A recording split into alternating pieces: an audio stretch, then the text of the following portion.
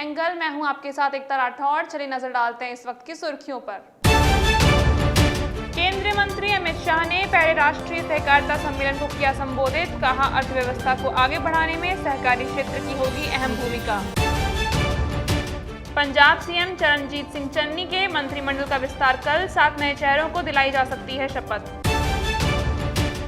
BJP प्रदेश अध्यक्ष सतीश पूनिया ने राज्य सरकार को घेरा। बेरोजगारी, कानून व्यवस्था और मंत्रिमंडल विस्तार को लेकर सरकार पर कसा तंज।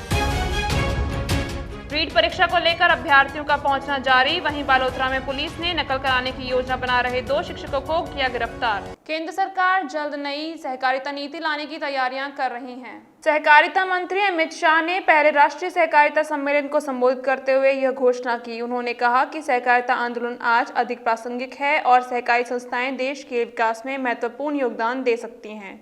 उन्होंने कहा कि सरकार 5,000 अरब डॉलर की अर्थव्यवस्थाओं के लक्ष्य पर आगे बढ़ रही है और सहकारी क्षेत्र इस लक्ष्य को हासिल करने के लिए महत्वपूर्ण योगदान देगा।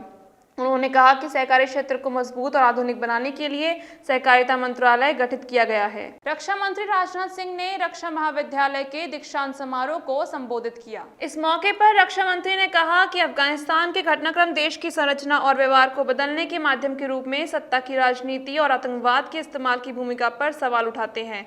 सिंह ने कहा कि कट्टरपंथी और आतंकवादी समूहों को पाकिस्तान के समर्थन के बारे में भारत की चिंताओं को लेकर अंतर्राष्ट्रीय समुदाय को बोध होने लगा है। जिम्मेदार देशों को अब यह एहसास हो गया है कि सामूहिक चुनौतियों के खिलाफ उन्हें साथ आने की आवश्यकता है। उन्होंने कहा कि अफगानिस्तान के हाल के घटनाक्रमों ने हमारे समय की सच्चाई को मजबूत किया है। उभरती भू राजनीति को लेकर निश्चितता सिर्फ उनकी अनिश्चितता ही है। देशों की सीमाओं में बदलाव आज बार बार नहीं हो सकता है। भाजपा अध्यक्ष जेपी नड्डा ने कहा कि पीएम मोदी के नेतृत्व में भारत की तस्वीर तेजी से बदल रही है। पार्टी कार्यालय में पंडित दीनदयाल उपाध्याय की जन्म जयंती पर आयोजित श्रद्धांजलि कार्यक्रम में उन्होंने ये बात कही। नड्डा ने कहा कि मोदी सरकार के कार्यकाल में भारत तेजी से विकास कर रहा है, भारत की तस्वीर बदल रही है और देश की आर्थिक स्थिति में भी उछाल देखने को मिल रहा है। उन्होंने कहा कि जनधन योजना, डीबीटी, आयुष्मान भारत, उज्ज्वला, गरीब कल्याण जैसी केंद्र सरकार की तमाम जन कल्याणकारी योजनाओं की प्रेरणा स्रोत दीनदयाल उपाध्याय ही रहे हैं। इस मूल मंत्र के आधार पर केंद्र की मोदी सरकार सबका साथ, सबका विकास, सबका विश्वास और सबका प्रयास की नीति पर चलते हुए सरकार चला रही है। लंबे समय से युवा नेता कन्हैया कुमार की कांग्रेस में शामिल होने की अटकलें लगाई जा रही थी। अब माना जा रहा है कि कन्हैया कुमार 28 सितंबर को एआईसीसी मुख्यालय में कांग्रेस की सदस्यता ले सकते हैं। जानकारी के मुताबिक उनके साथ गुजरात के निर्दलीय विधायक जिग्नेश मेवानी भी कांग्रेस में शामिल हो सकते हैं। पिछले कुछ समय में कन्हैया कुमार की कांग्रेस नेताओं से नजदीकियां देखी जा रही हैं।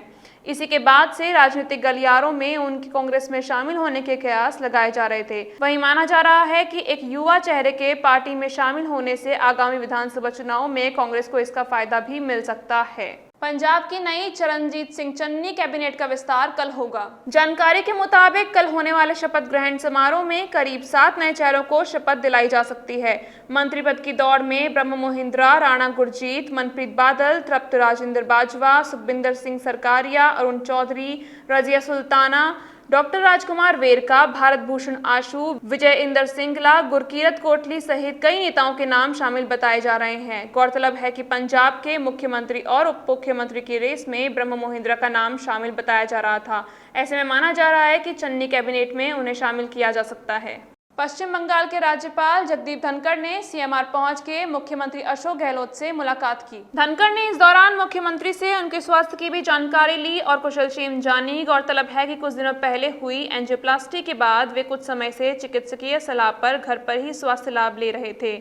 हालांकि अब मुख्यमंत्री ने धीरे धीरे नियमित रूप से कामकाज संभाल लिया है और वे विभिन्न विभागों की समीक्षा बैठकें लेकर अधिकारियों को दिशा निर्देश दे रहे हैं। सचिन पायलट की दिल्ली में राहुल गांधी से मुलाकात के बाद प्रदेश में हलचल बढ़ गई है। इस मुलाकात के बाद से जहां प्रदेश में भी मंत्रिमंडल विस्तार को लेकर अटकलें तेज हो गई हैं, वहीं इस तरह की खबरों पर अब प्रदेश के नेताओं ने बयान जारी करे हैं। मुख्यमंत्री गहलोत के खास माने जाने वाले और मुख्य सचेतक महेश जोशी ने प्रदेश में किसी भी तरह के परिवर्तनों की संभावनाओं से इनकार करते हुए कहा कि प्रदेश सरकार को कोई खतरा नहीं है, यहाँ सरकार अच्छे तरीके से चल रही है और ऐसा कांग्रेस हाईकमान भी कह चुका है। वहीं परिवहन मंत्री प्रताप सिंह खाचरियावास ने कहा कि कांग्रेस पार्टी एक परिवार है जिसमें हर कोई अपनी बात रख सकता है। कांग्रेस आलाकमान से मिलना हम सब कांग्रेस नेताओं का अधिकार है। भाजपा संस्थापकों में से एक पंडित दीनदयाल उपाध्याय की जयंती पर बीजेपी प्रदेश मुख्यालय में श्रद्धांजलि कार्यक्रम आयोजित हुआ। इस दौरान प्रदेश अध्यक्ष सतीश पूनिया, प्रदेश संगठन महामंत्री वी सतीश सहित तमाम पार्टी नेता मौजूद रहे। इस मौके पर मीडिया से बातचीत के दौरान सतीश पूनिया ने उपाध्याय की भाजपा को देन के बारे में बताया। साथ ही रीट परीक्षा और मंत्रिमंडल विस्तार को लेकर प्रदेश सरकार पर भी निशाना साधा। उन्होंने कहा कि लाखों अभ्यर्थी रीट की परीक्षा देने आ रहे हैं और सरकार 31,000 पदों पर भर्ती कर रही है।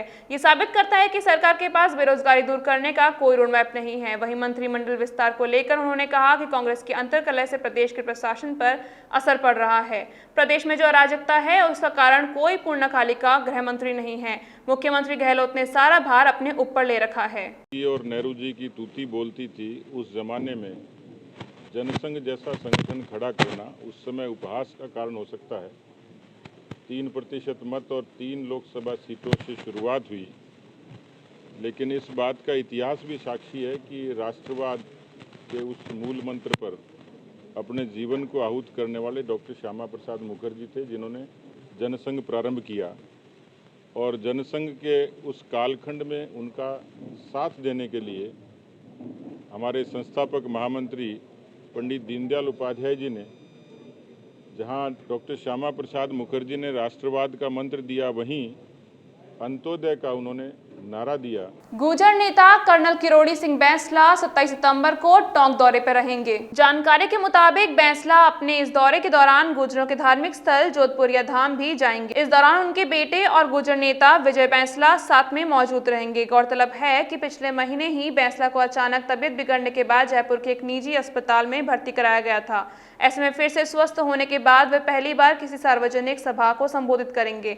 उनकी इस सभा को केंद्र के एमबीसी आरक्षण को 9वीं अनुसूची में शामिल करने की मांग से भी जुड़कर देखा जा रहा है। रीट परीक्षा को लेकर प्रदेश भर में नकल गिरोहों को पकड़ने के लिए पुलिस का हल्ला बोल जारी है। इस बीच बाड़मेर पुलिस ने एक नकल गिरोह का पर्दाफाश करते हुए 2 शिक्षकों को गिरफ्तार कर लिया है। जानकारी के मुताबिक आरोपी 5 अभ्यर्थियों से 6-6 लाख रुपए लेकर फर्जी तरीके से पास करवाने की योजना बना रहे थे।